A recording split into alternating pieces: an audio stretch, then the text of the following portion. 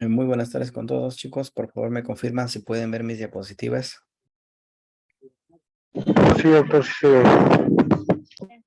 Muy bien. Vamos a dar inicio a la clase teórica del día de hoy. Vamos a ver acerca de anatomía del retroperitoneo y veremos también para avanzar anatomía del riñón. Ya vamos a hacer dos temas el día de hoy, ya que el retroperitoneo es corto. Bueno, y en la práctica sí veremos retroperitoneo el día de hoy. Muy bien. Por favor, todos a través del chat vayan colocando sus nombres y apellidos completos para cuestiones de asistencia. Muy bien, acuérdense que los temas a desarrollar en esta unidad es retroperitoneo, anatomía del riñón, anatomía de vías urinarias, ¿no? Anatomía del sistema digestivo, que incluye boca, esófago, estómago, duodeno, ilion y páncreas, y lo que es intestino grueso, ¿no? Y hígado y vías biliares. Eso es lo que nosotros vamos a ver en el transcurso de esta unidad y es lo que corresponderá a sus exámenes. Sandy. Doctor, buenas tardes, disculpe. Lo Sí. que pasa es que no encontraba la parte de anatomía del retroperitoneo, o sea, me refiero a las diapositivas en el aula virtual. Ah, sí, lo que pasa es que yo había pensado que le había colgado, pero he visto que no. Yo le voy a pasar las diapositivas a su delegado para que los comparta con ustedes, ¿ya? Sí, Está sí, no bien, está. doctor, gracias. Ujú, no está. Muy bien. Entonces, vamos a hablar de retroperitoneo. El retroperitoneo viene a ser la cavidad abdominal, ¿no? Es una cavidad abdominal que se encuentra, como su nombre lo dice, posterior al abdomen, posterior a la cavidad abdominal, es decir, detrás de una membrana que se llama la membrana peritoneal o lo que es el peritoneo, ¿no? Acuérdense que el peritoneo presenta dos capas, una visceral que está adherida a los órganos y una parietal que está en contacto con las paredes abdominales. En este caso, la pared del peritoneo parietal, la parte posterior, todo lo que se ubica detrás en esta estructura que ven acá, se le conoce como el retroperitoneo, ¿no? Retroperitoneo. Así tenemos órganos que vamos a encontrar dentro de esta cavidad, llamadas órganos retroperitoneales, y otros que están cubiertos en forma parcial por peritoneo y que en otra parte no tienen cobertura peritoneal, por eso se les llama pseudo retroperitoneales. El peritoneo, el retroperitoneo se divide en zonas, ¿no? Así tenemos una zona central, que hoy día en la práctica lo vamos a ver con más detalle, ¿no? La zona central o zona media también se le conoce, o retroperitoneo medio o zona 1. Tenemos también dos retroperitoneos laterales, que son la zona 2, ¿no? Los retroperitoneos laterales, que son la zona 2. Y algunas bibliografías mencionan una tercera zona que corresponde a esta zona de acá, que es el retroperitoneo pélvico, o también llamado zona 3. ¿No? Entonces, así como el retroperitoneo se divide. Luego tenemos que saber los límites del peritoneo. Tenemos un límite superior, ¿no? Que está dado lo que es por el diafragma, el músculo diafragma. Específicamente se dice que es el fondo del diafragma, ¿no? El fondo del diafragma. Tenemos un límite inferior, que es un plano tangente que pasa por ambas crestas ilíacas, ¿no? Una línea que pasa por ambas crestas ilíacas. Ese viene a ser lo que es el límite inferior. Tenemos lo que es un límite anterior, ¿no? Un límite anterior, obviamente el límite anterior tendría que ser la pared abdominal, ¿no? En este caso sería la hoja posterior del peritoneo, si quiero ser más específico, parietal, ¿no? El límite posterior, que viene a ser toda esta pared de acá, que está dado lo que es por la pared posterior del abdomen, que está dado por la columna vertebral desde L1 hasta L5, algunos dicen hasta el promontorio, parece que el promontorio representa la sacra 1, ¿no? Por el músculo psoas mayor, psoas menor que está acá, por el músculo cuadrado lumbar y por los músculos ilio, ¿no? Entonces, todo eso representa la pared posterior o el límite posterior. Lateralmente, se extiende a través de una línea que pasa por la 12ª costilla hasta las crestas ilíacas, ¿no? Entonces, lateralmente, este viene a ser un límite, en realidad una línea imaginaria que pasa a través del 12º arco costal hacia el borde superior de la cresta ilíaca. Ese viene a ser su límite lateral de este peritoneo. Dentro de estos límites ya se encuentra su división, que es el retroperitoneo medio, zona 1, retroperitoneo lateral, derecho izquierdo, zona 2, y algunos consideran a la zona pélvica, zona 3. También acá encontramos una zona región lumboilíaca, ¿no? Que está formada lo que es por el músculo cuadrado lumbar, por el psoas mayor, el psoas menor y el ilíaco. Y acá encontramos lo que es el plexo lumbar. Luego que ya diferenciamos nosotros al retroperitoneo, a esta cavidad, hay que ver los órganos que nosotros encontramos. Primero vamos a hablar de los órganos que encontramos en el retroperitoneo medio. En el retroperitoneo medio vamos a encontrar básicamente a los grandes vasos, ¿no? Grandes vasos como es la aorta abdominal, ¿no? A la vena cava inferior, a la cadena simpática y plexos nerviosos y a nodos linfáticos, ¿no? O linfonodos, básicamente. Entonces, de todo lo que ustedes tienen que recordar es a la aorta abdominal y la vena cava inferior. En el retroperitoneo lateral o zona 2, que está acá, vamos a encontrar a las glándulas suprarrenales, a los riñones, a los uréteres. Y otras estructuras que les mencionaba que no, que tienen cobertura peritoneal y otra parte no, por eso se les llama pseudo-retroperitoneales. Tendremos al páncreas, al duodeno, al colon ascendente y al colon descendente. ¿Ya? A ver, ¿alguien está con su micro? Ya, entonces tenemos al páncreas, al duodeno, al colon ascendente y colon descendente. ¿Por qué pasa esto? Porque el páncreas en la cabeza sí está cubierta por peritoneo, cuerpo y cola no. El duodeno, que tiene 4 porciones, ¿no? La pilórica, la descendente, la horizontal y la ascendente. De las 4 porciones, 3 no están cubiertas por peritoneo, es decir, son retroperitoneales, que es la segunda, tercera y cuarta porción. La primera porción sí es peritoneal, ¿ya? Y lo que es el colon ascendente y descendente, que son retroperitoneales, ¿no? Y el colon transverso no. Ya, si nosotros analizamos el colon ascendente, el colon descendente, el sigmoides y el recto son retroperitoneales y el transverso es peritoneal. Por eso se le considera pseudo retroperitoneales. Muy bien, dentro del retroperitoneo medio vamos a hablar lo que es de la aorta, ¿no?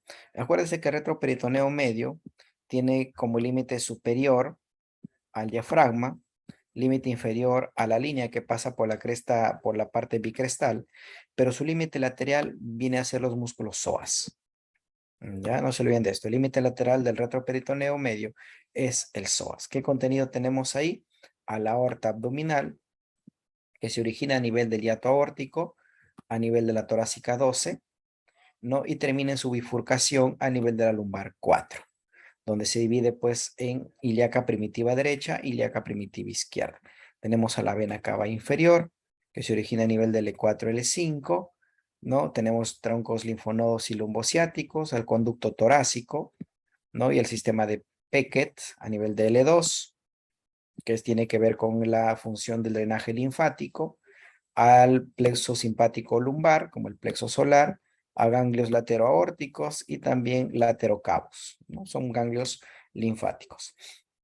Entonces vamos a hablar principalmente de la aorta abdominal. Acuérdense que la aorta abdominal se inicia a nivel del hiato aórtico, no a nivel del hiato aórtico, que es un hiato que se ubica en el diafragma a nivel de la torácica 12, ¿no? Viene a ser la continuación de la aorta torácica. Acuérdense que la aorta descendente se divide en 2 porciones.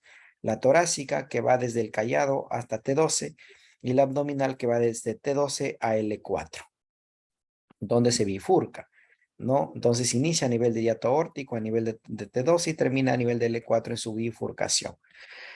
Dentro de sus relaciones, la aorta tiene relaciones anteriores con el cuerpo del páncreas, con el duodeno, con la raíz del mesenterio, con el plexo celíaco y con ganglios linfáticos.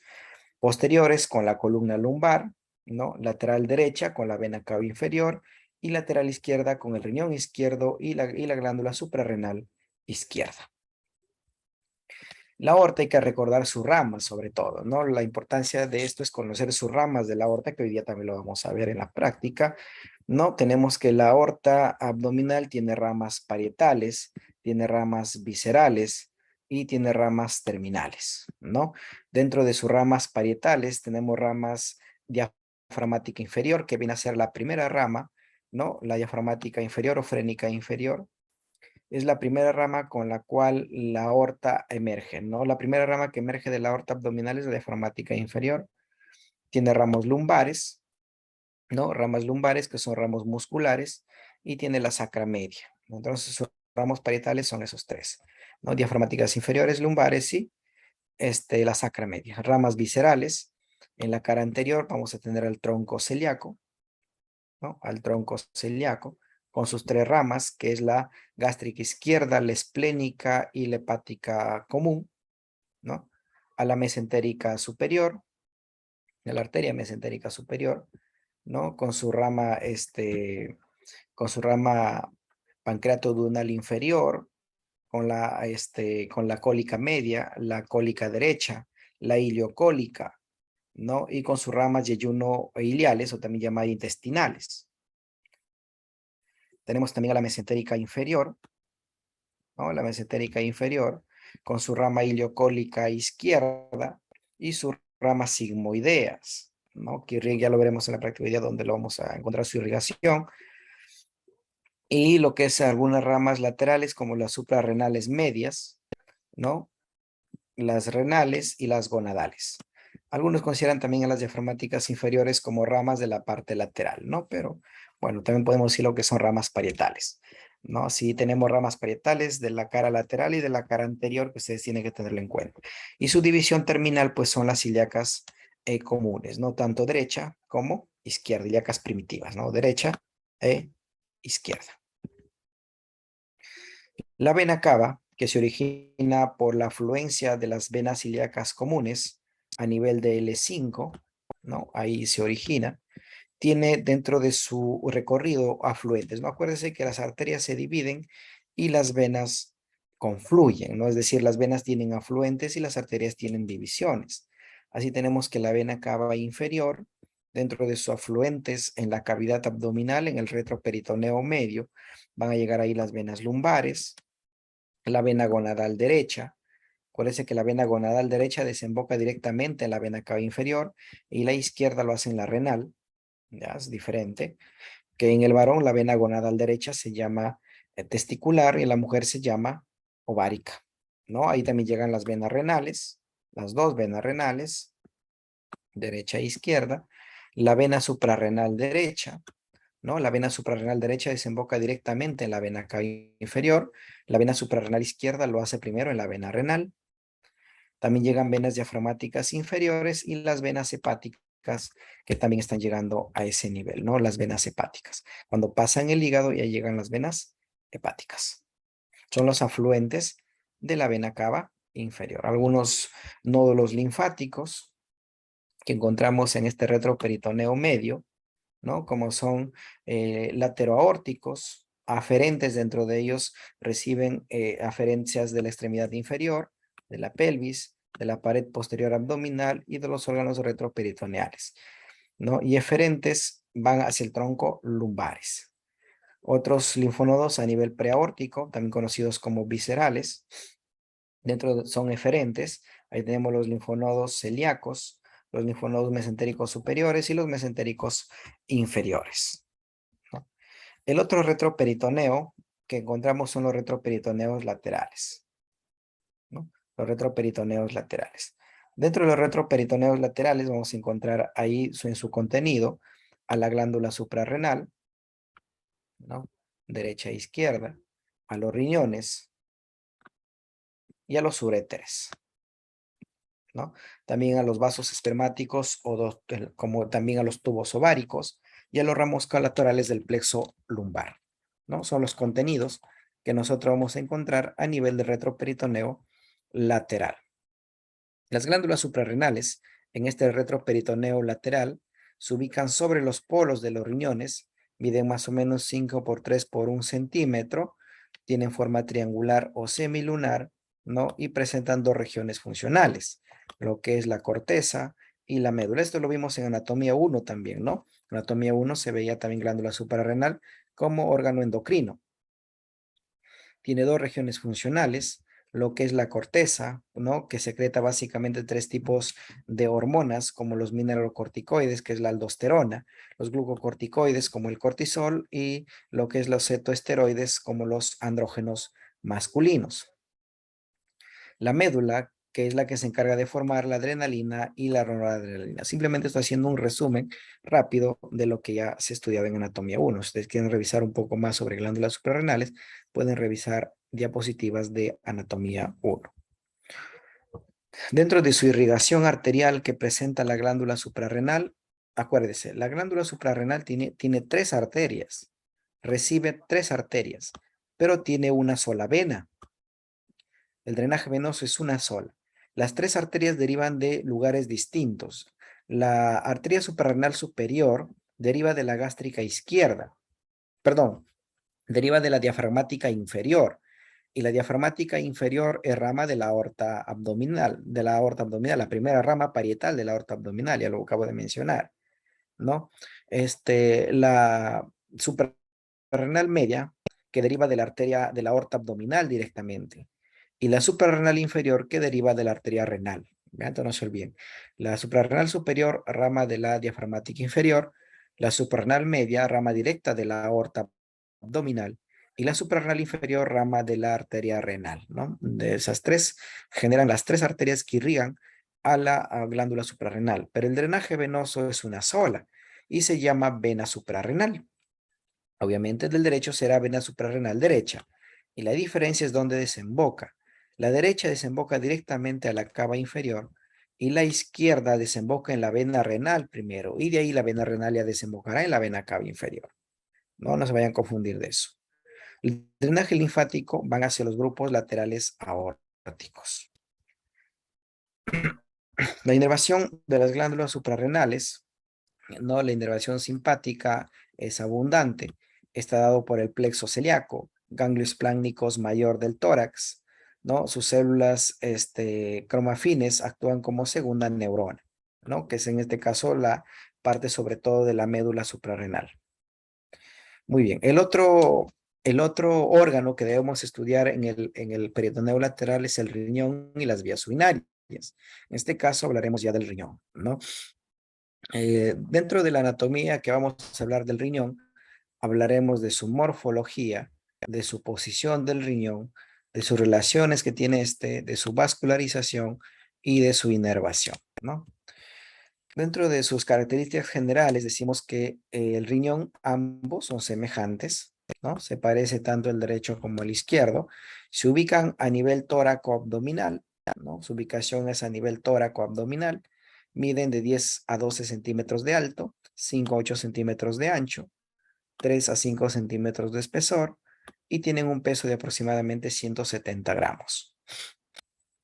Dentro de su configuración externa se dice que el riñón tiene la forma de una habichuela o de un frejol o de una haba, dicen algunos, ¿no? Tiene un hilio que es medial, el hilio renal, así como había un hilio pulmonar, también hay un hilio renal. Tiene una consistencia firme y su coloración es violácea. Tiene caras, tiene dos caras básicamente, la cara anteroinferior y la cara posterior. La anteroinferior también se le llama cara anteroexterna y la cara posterior se le llama también posterointerna. La cara anteroposterior va a ser lisa, ¿no? Tiene unas abolladuras, ¿no? Es tipo abollanada, es convexa, tiene una orientación vertical y transversal. En cambio, la cara posterior es casi plana. La cara anterior presenta segmentos, 4 segmentos, el segmento superior, el segmento anterior superior, el segmento anterior inferior y el segmento inferior. Y la cara posterior presenta un solo segmento, que es el segmento posterior. Presenta bordes, ¿no? Lo que es un borde lateral, que es este borde de acá, también llamado externo, es convexo y reúne las dos caras, es decir, la cara anterior, ¿no? O anterior externa con la posterior interna, Algunos hablan de cara anterior y posterior nada más, ¿no? A secas así. Entonces une la cara anterior con la posterior el borde externo o lateral. El borde medial, también llamado interno, va a ser cóncavo y está interrumpido en su parte media por el hilio renal, ¿no? Está interrumpido por el hilio renal, donde también ubicamos nosotros al seno renal. Presenta dos polos, un polo superior que es ancho, redondeado y algo inclinado medialmente, y un inferior que es mucho más alargado y es más vertical. Esos son los segmentos renales de la cara anteroexterna, el superior, el anterior superior, el anterior inferior y el inferior. Y en la parte postero interna o cara posterior, el segmento posterior, un solo segmento. Dentro de su configuración interna, o sea, si abrimos el riñón, vamos a tener que el riñón está formada lo que es por una cápsula fibrosa y por un parénquima renal. ¿Ya? Cápsula fibrosa y parénquima renal. La cápsula fibrosa tiene un espesor de 1 a 2 milímetros, es poco elástica, se puede separar del parénquima subyacente y se invagina a nivel del hilio y tiene contacto con los vasos renales, ¿no? El parénquima renal se divide a su vez en dos zonas. Una zona externa que se llama corteza renal o corte renalis o zona cortical y lo que es la médula renal o médula renalis o zona medular, ¿no? Dos zonas. Si el parénquima se divide en dos zonas. La corteza, donde nosotros encontramos los corpúsculos renales, ¿no? Los corpúsculos renales. Encontramos las columnas renales o de Bertin o de Ferrini, ¿no? Ahí tenemos la corteza. Y encontramos parte de la nefrona. Esta estructura que ustedes están viendo acá se llama nefrona, que viene a ser la unidad funcional anatómica del riñón. Y a nivel de la corteza vamos a encontrar qué partes de la nefrona. Vamos a encontrar lo que es el corpúsculo renal, que es este de acá, el túbulo contorneado proximal, el túbulo contorneado distal, los túbulos colectores, perdón, los túbulos rectos, ¿no? Los túbulos rectos y los túbulos colectores, ¿no? Esas son las porciones de la nefrona que nosotros vamos a encontrar en la corteza renal. También acá encontramos lo que es unas proyecciones, unos rayos que son los columnas renales o de Bertin, ¿no? Que a veces se introducen dentro de la médula renal, ¿no? Encontramos un enmarañado, lo que es de vasos sanguíneos también y estriaciones. A nivel de la médula renal o zona medular, es una coloración mucho más oscura, ¿no? Básicamente acá encontramos nosotros estas pirámides y las columnas renales. Pero acuérdense que las columnas renales o de Bertin son prolongaciones de la corteza. Y las pirámides renales, también llamadas pirámides de Malpighi, ¿no? Que son una especie de triángulo invertido, ¿no? De una base superior y un vértice inferior, y que terminan acá en una estructura que se le conoce como las papilas renales, ¿no? Papilas renales. Tenemos un aproximado de 8 a 10 pirámides renales o de Malpighi, ¿no? Y que terminan a nivel del seno renal en las papilas renales. Y en las papilas renales hay una especie de, perforaciones que se le llama la cribosa de las papilas renales, ¿no? Y de ahí desembocan pues en los cálices menores. O sea, al final, pirámides renales terminan en los cálices menores. En la papila renal desembocan los conductos colectores. Por eso que en la médula yo voy a encontrar túbulos rectos y los conductos colectores. Estas son preguntas de examen, ¿no? Les preguntan qué parte de la nefrona encontramos en la corteza y qué parte de la nefrona encontramos en la médula. En la médula solo encuentro túbulos rectos y conductos colectores. Y las de Henle también. Descendente y ascendente, por si acaso. ¿Ya? Muy bien. Entonces, en la médula está formada por 8 a 12 pirámides de Malpighi, pirámides renales. Es más oscura, ¿no? Es más oscura.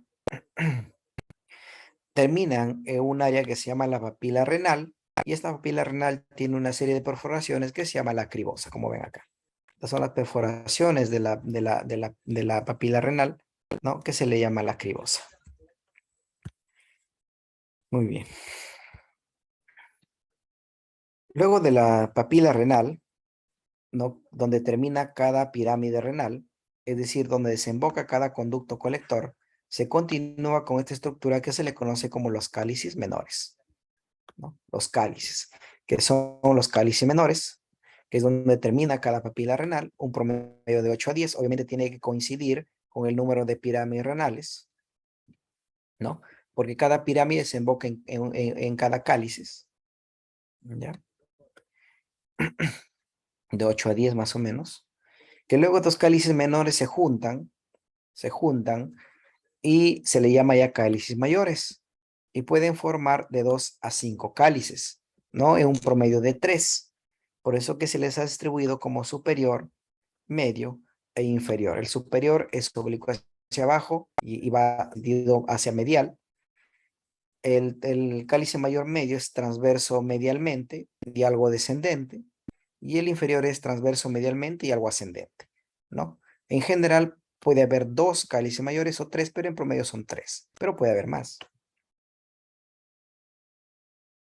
Luego de los cálices, ¿no? De los cálices mayores, estos se juntan y forman lo que es el embudo de la vía renal, de la vía urinaria, que viene a ser este de acá, que es el cáliz, la pelvis renal, ¿no? La pelvis renal, que tiene la forma de un embudo aplastado de sentido anteroposterior, tiene una orientación hacia abajo y hacia medial, ¿no? Presenta lo que es o se forma por la unión de los cálices mayores.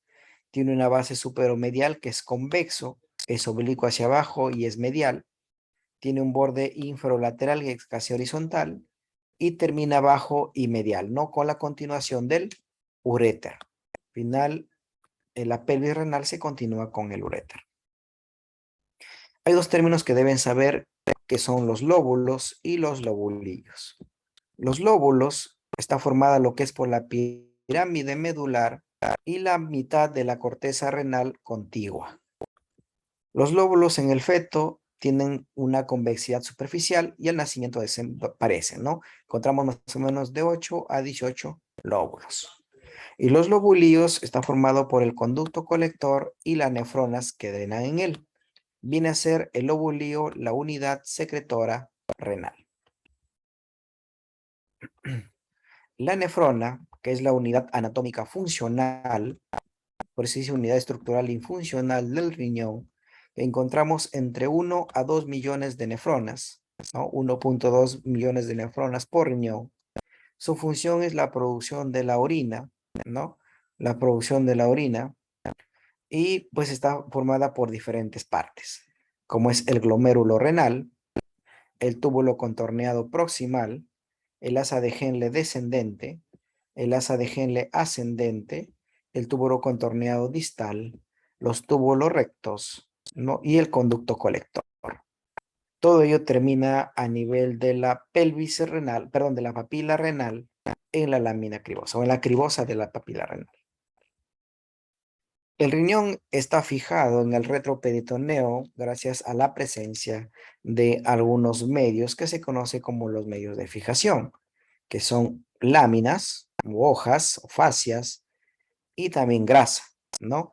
Así tenemos que el riñón presenta dentro de sus medios de fijación a la hoja anterior de la fascia renal y la hoja posterior o aponeurosis posterior de la fascia renal, llamada también Zuckerberg, que al final estas 2 hojas se originan a nivel de la fascia subperitoneal, ¿no? Que cuando llega el peritoneo acá se desdobla y se convierte en fascias, ¿no? Que es la fascia renal anterior o fascia prerrenal y la fascia renal posterior o fascia porrenal, ¿no?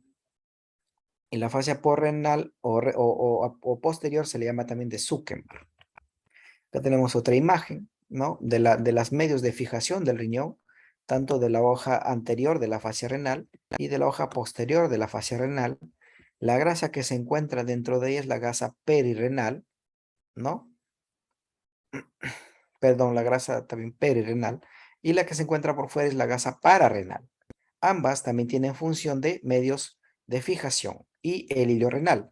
Entonces les hago la pregunta, ¿qué estructuras yo encuentro dentro de las medios de fijación del riñón?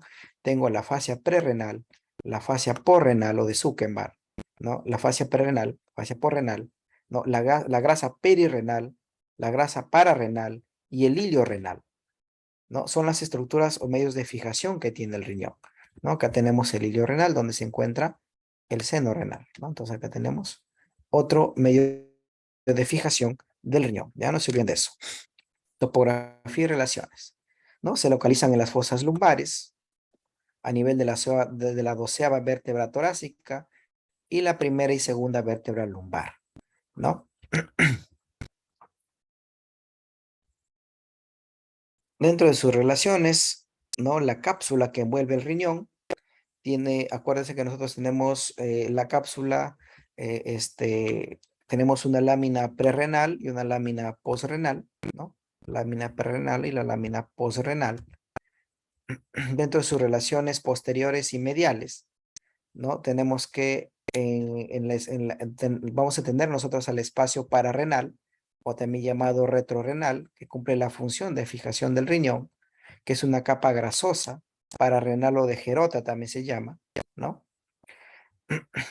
Ahí tenemos algunas relaciones torácicas, como el riñón derecho en su tercio superior, ¿no? Acuérdense que el riñón derecho se encuentra más abajo que el riñón izquierdo, por eso que el riñón derecho llega solo en su tercio superior al tórax, en cambio el riñón izquierdo que se encuentra más arriba, ¿no? El riñón derecho se encuentra más abajo por la presencia del hígado, y el riñón izquierdo que se encuentra un poco más alto, sus 2 tercios tienen contacto con la cavidad torácica. A nivel lumbar, anteromedialmente se encuentra el músculo iliosoas con la fascia ilíaca y luego el cuadrado lumbar, y posterolateralmente la fascia del músculo transverso del abdomen que está reforzado por el ligamento lumbocostal, ¿no? Entonces, a nivel lumbar, anteromedialmente iliosoas y posteriormedialmente con músculos del abdomen como el transverso. También tiene relación con los nervios iliohipogástrico, o también llamado abdomen genital mayor, el nervio ilioinguinal menor, que está por delante del cuadrado lumbar, ¿no? Y a nivel de la 12ª costilla, en esta cara, está en relación con la cara posterior del riñón, donde se desborda sobre su cara lateral, ¿no? Dentro de sus relaciones anteriores, el riñón derecho está en contacto con el hígado, ¿no? A través de su cara inferior, que lo cubren sus 2 tercios superiores. También acá encontramos su relación con el ángulo cólico derecho, o también llamado ángulo hepático del colon, que se relaciona con la parte inferior del riñón, y está también en relación con la segunda porción del duodeno, sobre todo su borde medial, con la que está contra el ilio y el pedículo, ¿no? Entonces, en sus relaciones anteriores, el riñón, ya en resumen, se relaciona lo que es con el ángulo cólico del colon, ¿no? Ángulo cólico derecho del colon, también llamado ángulo hepático, con el duodeno, ¿no? Con la segunda porción del duodeno, sobre todo en la región del ilio, ¿no? Ahí lo vamos a encontrar. Y también el hígado, ¿no? Que cubre sus 3 partes superiores, el riñón derecho. Y el riñón izquierdo está en relación con el mesocolon transverso, ¿no? Que lo divide en 3 partes, ¿no? El mesocolon transverso al riñón lo divide en 3 partes en sus relaciones anteriores. La supramesocólica, que está en relación con el vaso, ¿no? La colomesocólica, que está en relación al colon transverso, y la inframesocólica, que está en relación a la cavidad peritoneal y el intestino delgado, ¿no? Entonces, en el lado izquierdo, por la presencia del mesocolon, lo divide una porción supramesocólica, no colomesocólica e inframesocólica. Ya no se olviden de eso. La supramesocólica con el vaso, la colomesocólica con el colon transverso y la inframesocólica con las asas intestinales delgadas, ¿no? A diferencia de la derecha. Está con el hígado, con el duodeno, ¿no? Incluso con lo que es el colon también, ¿no? A nivel del borde medial, ¿no? El riñón a nivel del borde medial, tenemos acá que tiene una relación suprailiar, o sea, sobre el ilio, y infrailiar, por debajo del ilio. En relación suprailiar, vamos a encontrar nosotros a la glándula suprarrenal. En el riñón derecho, a la vena cava inferior, ¿no? Y a la izquierda, ¿no? Lo vamos a encontrar lo que es la aorta, ¿no? La aorta, o sea, a nivel izquierdo la aorta y a nivel derecho la vena cava inferior, ¿ya? En resumen, en la parte suprailiar, ¿ya? Entonces, en la parte suprailiar vamos a encontrar a las glándulas suprarrenales. Si hablamos del riñón derecho, tendremos acá a la vena cava inferior. Y si hablamos del riñón izquierdo, tendremos acá a la aorta. En la porción infrailiar se va a continuar con el uréter, ¿no? Acá lo tenemos. Se continúa con el uréter.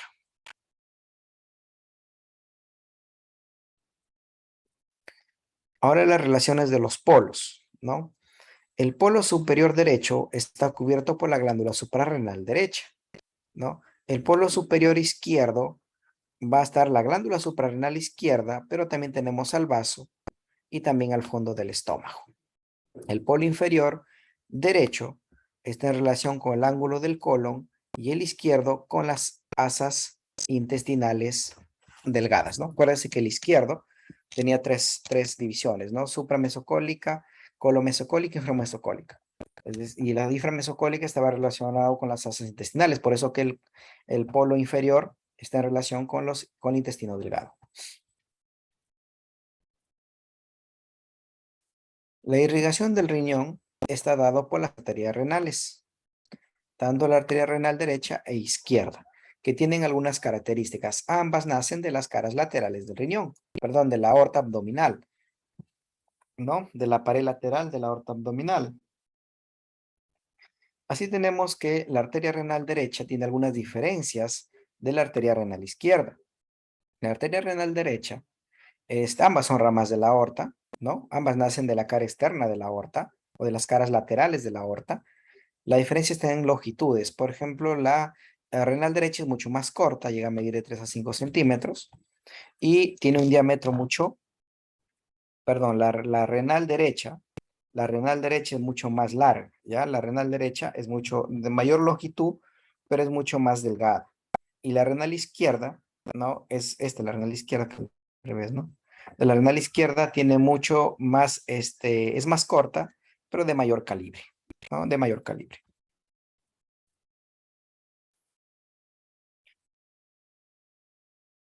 La renal izquierda tiene un trayecto oblicuo hacia abajo, atrás y lateral sobre la columna y el músculo psoas, ¿no? Hay otras ramas extrarrenales, como son la arteria suprarrenal inferior, ¿no? La suprarrenal inferior, que es rama de la renal, ¿no? Que da ramas a los uréteres y algunas ramas cápsula adiposas. Pero en general ustedes tienen que saber que el riñón se irriga por las arterias renales. La arteria renal derecha, no, perdón, esta es la derecha, y la arteria renal izquierda. La arteria renal derecha es más larga y de menor diámetro, y la arteria renal izquierda es más corta y de mayor diámetro. La arteria renal derecha está por detrás de la vena cava inferior, y la arteria renal izquierda está en relación con la vena renal.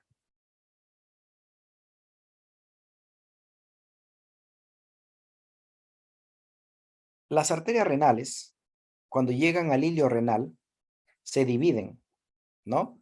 Se dividen lo que es una arteria renal anterior y una arteria renal posterior. La arteria renal anterior luego da ramas segmentarias. La arteria renal anterior da 4 ramas segmentarias, que es la arteria segmentaria superior o apical, la arteria segmentaria anterior superior, la arteria segmentaria anterior inferior y la arteria segmentaria inferior. Y la arteria renal posterior no da ramas, va directamente hacia atrás y solo da una rama segmentaria, que es la rama segmentaria posterior, ¿no? Entonces, la arteria renal anterior da 4 ramas segmentarias y la arteria renal posterior una sola. Esas arterias segmentarias luego se convertirán en arterias interlobulares luego en arterias arcuatas, ¿no? Que se continúan con arterias corticales radiadas o interlobuliares para finalmente formar lo que es las arteriolas aferentes, que es la que genera como una especie de ovillo, y eso se le llama glomérulo renal y que ya formará parte de la nefrona, que es donde realizará la filtración glomerular para la formación de orina. El drenaje venoso del riñón, ¿no? Se origina a nivel de las pirámides renales, ¿no? Y tenemos dos venas, ¿no? La vena renal derecha, que es corta y es prearterial y es transversa, termina en el lado derecho de la vena cava inferior, y la vena renal izquierda, que es más larga, es preaórtica e inferior a la vena mesentérica, a la arteria mesentérica superior, ¿no? Y acá también desemboca las venas gonadales izquierdas, ya, si es mujer será ovárica, si es varón será testicular, y también desemboca la vena de la suprarrenal izquierda, ¿no? También desemboca acá. El drenaje linfático se origina en el parénquima renal. Es un camino similar a las venas. Pueden ir lo que es a los colectores anteriores, que son los prevenosas, a las colectores medias, que está entre las arterias y las venas, y las colectores posteriores, que está a nivel piélicas y retroarteriales, ¿no? Es decir, detrás de la pelvis renal y detrás de los vasos arteriales. La inervación está dado por el plexo celíaco, ¿no? Por los nervios esplánico mayor y menor, por los plexos preaórticos, donde tenemos el plexo mesentérico superior y inferior, por el tronco simpático lumbar.